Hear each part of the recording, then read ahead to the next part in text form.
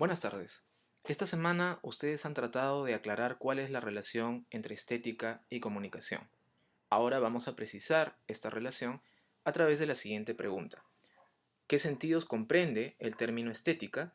Esos diferentes sentidos que ustedes han mencionado en sus propuestas de ejemplo y sus explicaciones, y cómo se relaciona con la actividad profesional de la comunicación y con la investigación, es decir, la dimensión académica de la comunicación. En el primer ejemplo propuesto, quisiera destacar ya algo importante. Lo estético tiene que ver con emociones. Con lo perceptible, observen las palabras, lo relajante, lo tranquilo, lo positivo, emociones placenteras que constituirían lo agradable.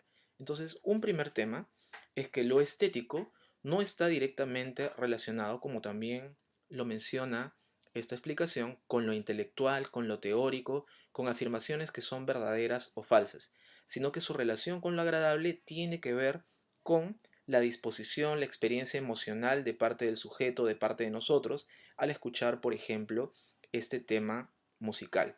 Ahora, es interesante que también se diga que los objetos estéticos, como este tema musical, buscan causar esa experiencia en nosotros. Esta estética agradable es relajante. Piensen ustedes, por ejemplo, en el último concierto al que hayan ido. Quizás si era un concierto de música clásica, por decir barroca, efectivamente se hayan relajado. Pero si han ido a un concierto, por ejemplo, de rock, al gritar, al saltar, al sudar, junto con sus amigos, con sus amigas, ¿dirían que esa experiencia es relajante en el mismo sentido? Eso nos lleva a la precisión del ejemplo propuesto, es decir, una situación, cito, acelerada de nuestra sociedad en la cual relacionamos la tranquilidad con lo positivo. Aquí ya se nos señalan dos aspectos importantes de la experiencia estética. Primero, que está encarnada en un contexto determinado, y en segundo, que este contexto está atravesado por las experiencias de los demás y sus apreciaciones. Observen en el último párrafo, si bien nuestras emociones placenteras, lo que ustedes sientan cada una, son experiencias, son sensaciones individuales, privadas, no son exclusivamente individuales, sino que son compartidas, o como dice en este ejemplo, colectivas. En el comentario a este ejemplo, se habla ya de otro sentido de estética cuando se menciona a una disciplina que estudia la manera en que la parte racional humana interpreta los estímulos sensoriales. Si bien aquí hablamos ya de una disciplina teórica y de la parte racional, observen cómo no se puede dejar de mencionar los estímulos sensoriales, es decir, lo emotivo. Otra mención muy importante es a la de las valoraciones, algo como estético. No solamente lo valoramos poniéndole una calificación, sino que esta valoración se explica o se expresa en que buscamos estos objetos. Una canción que nos gusta, un libro, una película que nos llamó la atención y a la que volvemos otra vez o quizás una vez más y otra más. Es decir, entonces lo estético no solamente involucra emociones, sino también valoraciones, evaluaciones, comparaciones, pero como se menciona aquí, donde está presente también la influencia social. Nuevamente se señala la armonía, lo que nos relaja, la felicidad, pero al final se precisa, como se pedía en la pregunta, que estas características estéticas de los objetos reclaman en nosotros para poder gozarlas plenamente, que tengamos y que dispongamos de capacidades físicas capaces de captarlas.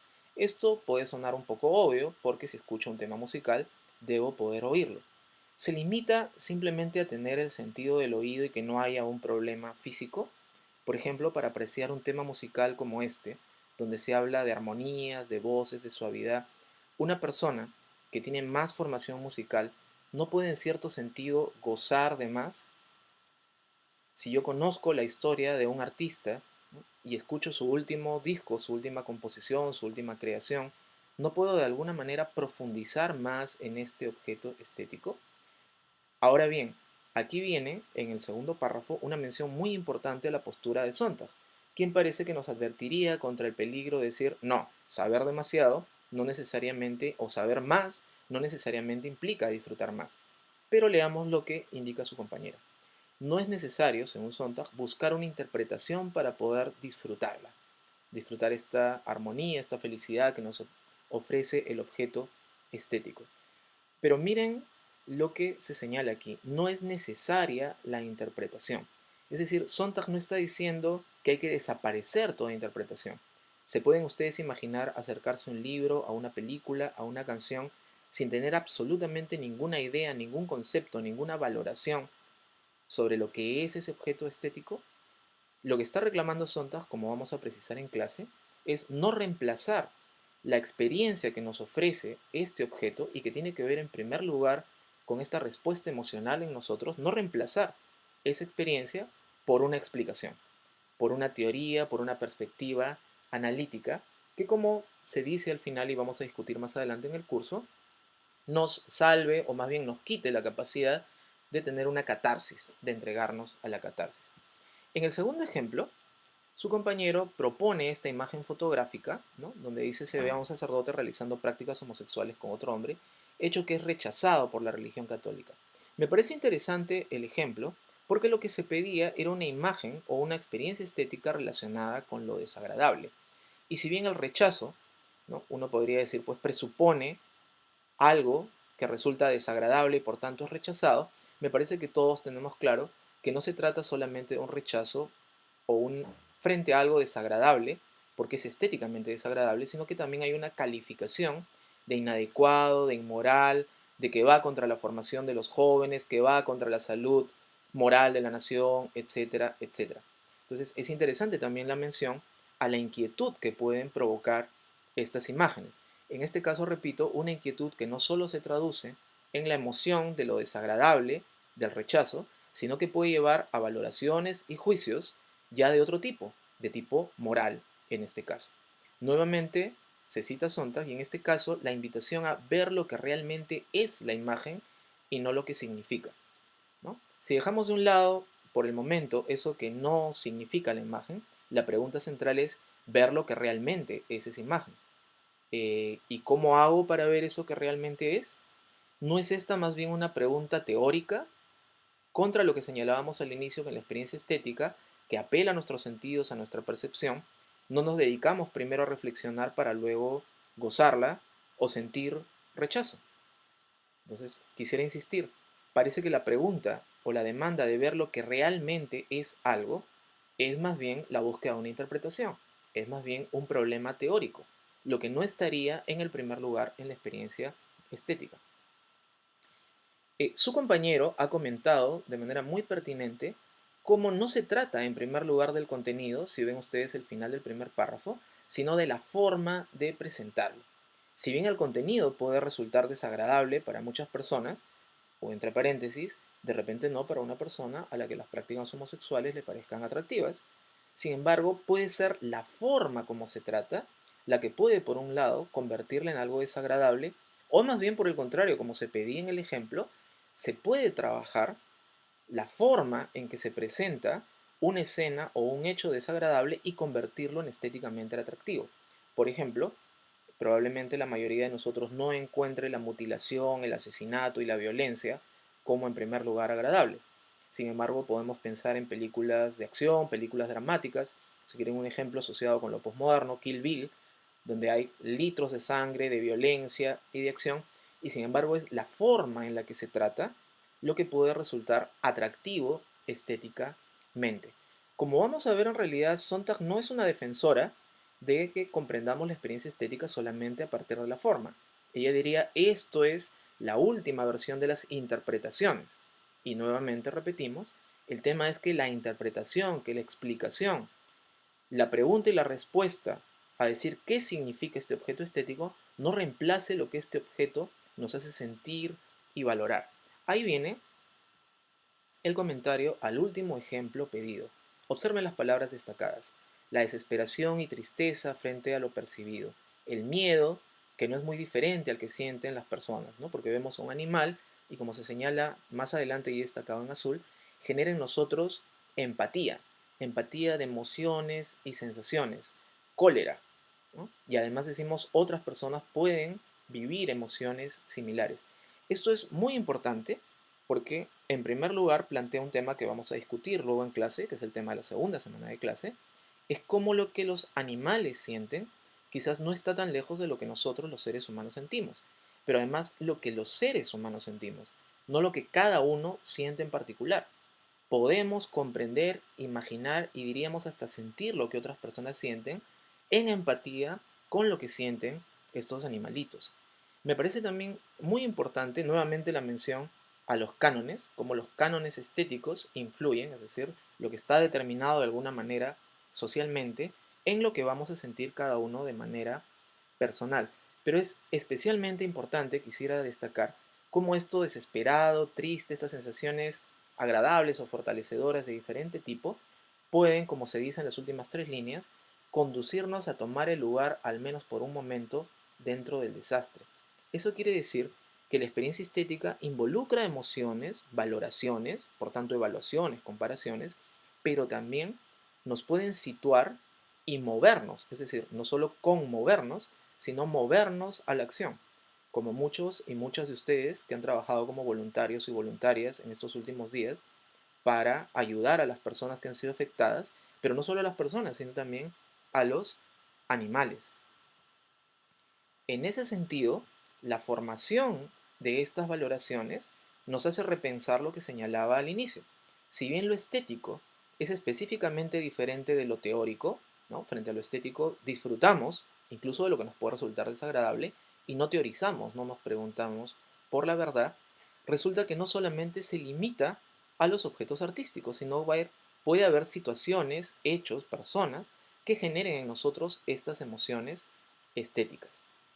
Por tanto, hay una posible relación con, si observan en el tercer párrafo, una relación estética con esa situación que afecta a familias, animales, bienes, etcétera, pero que puede generar en nosotros empatía y solidaridad.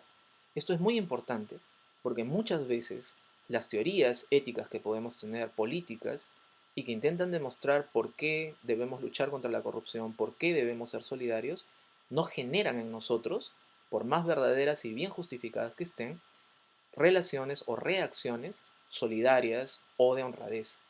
¿No? Por otro lado, el mandato directo, sea honrado, no seas corrupto, ayuda a los demás, muchas veces cae en saco vacío.